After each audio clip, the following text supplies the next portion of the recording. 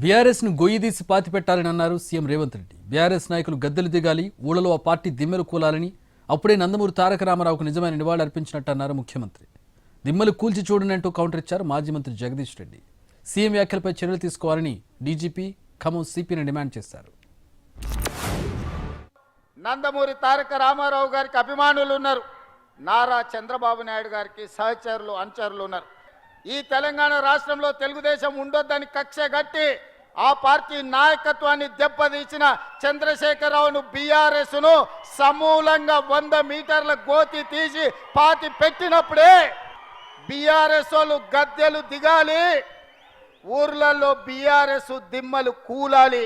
అప్పుడే నందమూరి తారక రామారావు గారికి నిజమైన నివాళులు అర్పించిన వాళ్ళం అవుతాము. ఎందుకు ఆగమవుతున్నావు? ఇలా దేని మాట్లాడండి? ఇప్పుడు దిమ్మలు కూలుతాయి. కూలగొట్టు బిడ్డ, కూలగొట్టు చూద్దాం. దిమ్మలు కూలగొట్టు. తెలంగాణ డీజీపీ కావచ్చు, ఖమ్మం సిపి కావచ్చు, నువ్వు మాట్లాడిన వేదిక తీసుకోవాలి. చర్యలు ఏం తీసుకుంటారో ఈ పోలీస్ అధికారులు చెప్పే నీతులు, మేము చాలా ఇది చేస్తాం, పరిపాలన అది చేస్తామని నువ్వు ఏదైతే చెప్తున్నావో ఈ మధ్యన, తీసుకో చర్యలు.